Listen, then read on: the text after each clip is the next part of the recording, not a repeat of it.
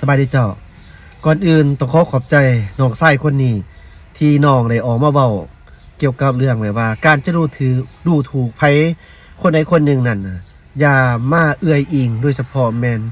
มาเว้าด้อยโดยเฉพาะแมนใส่คำว่าไอ้ลาวอันนี้นี่ถือว่าอย่าหาเฮ็ดเด้อเจ้าเศร้าซะเนาะบ่อยากให้เว้าโอเคเจ้าท่านผู้ชมก็คือเรื่องที่แบบว่ามีผู้หนึงไปเต้นอยู่เทิงหลังรถหลังคารถอยู่ที่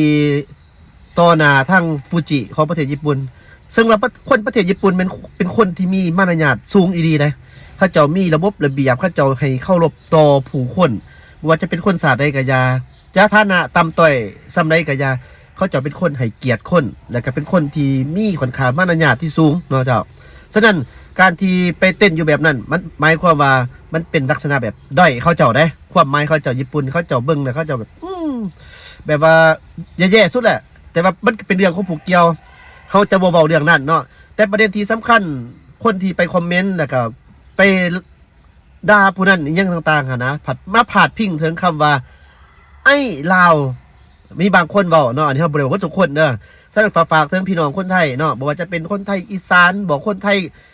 ไทยกลางไทยกรุงเทพไทยไสกะยาเนาะเวลาที่พิษเถียงกันต่างๆเวลาที่นี่นะบ่อยากให้ใส่คำว่าไอ้ลาวเพราะว่าคนลาวเขาจะรู้สึกว่า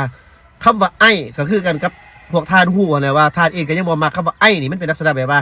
มันเหยียดมันเสียดมันสีแล้วก็มันลักษณะแบบแข็งกระด้างบ่มีไผมักปรารถนาก็คือกับภาษาทานเองนะฮู้ดีเนาะคำว่าไอ้มันหมายถึงว่าจังได๋หั่นน่ะเจ้าฉะนั้นคำว่าลาวนี่เฮารู้สึกว่าเฮาดีใจเว้าโลดบ่เป็นหยังเฮาภูมิใจที่สุดเขาเกิดเป็นคนลาวเฮาโคตรภูมิใจเลยแหละที่ว่าเกิดเป็นคนลาวนี่นะเนาะแต่ว่าว่าใส่คำว่าไอ้ลาวนี่คำนี้นี่มันลักษณะแบบมันเหยียดมันถูกมันคือแบบว่าลาวคือว่าต่ำต้อยหรือว่าเท่าไหร่มันเป็นลักษณะแบบเหยียดสีเหยียดยังกันเนาะความหมายสีก็คือเหยียดศักดิ์ศรีอย่างต่างๆฉะนั้นคนลาวคนไทยเฮาเคยหักแพงกันมาโดนนานสร้างมิตรภาพนำกันเนาะเจ้าอย่าเฮ็ดให้มันผิดเถียงกันอย่าเฮ็ดให้มันมีแค่มีหยังใจต่อกันที่น้องชายคนนี้เราเบาเราเว้าถูกก็สิวางซั่นเฮาบ่ได้เกาะกระแสไผดอกแต่ว่าเฮานี่ก็ผู้นึงที่ว่าฮักและก็ฮักในเกียรติศักดิ์ศรีของความเป็นลาวของเขาเช่นเดียวกันเนาะคำว่าโอ้คนลาว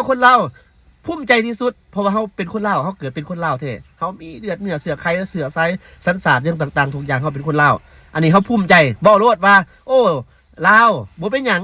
อันนี้ก็คำเฮารับได้บ่แม่นว่ารับบ่ได้คำบอกว่าลาวแต่ว่าคำใส่คำว่าไอ้ลาวที่เคยแบบว่าบางอันนี้เขาต้องบอกบางคนเด้อเจ้าบ่แม่นทุกคนทั่วประเทศไทยบ่แม่นเด้อบางคนผู้ที่ว่าเคยยักยอดเสียดสีอย่างต่างๆคนลาวใส่คำว่าไอ้ได้ทางที่ด้อยค่าเขาว่าเศร้าสาเขาว่าฮักแพงกันซะเนาะเดี๋ยวนี้ไทยกัมพูชากับพิษเถียงกันเพื่อแห้งแล้วมันบ่ล่ะ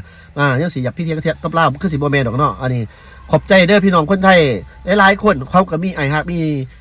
ไอ้ฮักและมีหมู่มีกองอยู่ประเทศไทยอันเฮาฮักแพงคนไทยได้เจ้าบ่แม่นเฮาบ่ฮักได้เนาะแต่ว่าเฮาก็อยากฝากไว้ในกลุ่มคนนึงที่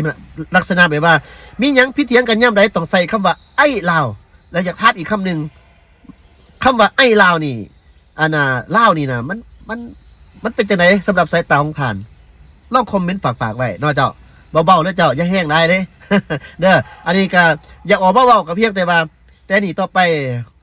คนไทยคนลาวก็ฮักแพงกันอยู่แล้วเนาะให้ฮักแพงกันเติมสาสำหรับกลุ่มคนไหนที่ว่าบ่มักหยังก็เป็นเรื่องส่วนบุคคลแต่ว่าก็อย่าสิให้ออกมาสื่อสังคมเจ้าจะเฮ็ดให้ผู้คนส่วนใหญ่น่ะมันเข้าใจผิดกันบ่ได้เนาะฉะนั้นก็ฝากนี่เป็นคนกลุ่มหน่อยซื่อๆดอกที่ว่าแบบนั้นฉะนั้นก็เบิดยุคเบิดยามแล้วโลกเข้าไปไกลเท่าไหร่เฮาก็ต้องแข่งพัฒนาตัวเองโดยเฉพาะแม่นพัฒนานิสัยของตัวเองนี่แหละเจ้าเนาะเจ้าท่านผู้ชมต่อให้เฮาอยู่ประเทศที่เจริญเท่าไหร่ถ้าหากว่ากิริยามารยาทของเฮามักเสียดสีคนอื่นจ้างให้ก็บ่มีวันเจริญเจ้าท่านผู้ชมขอฝากไว้ผิดพลาดประการขออภัยด้วยเจ้าสบายดี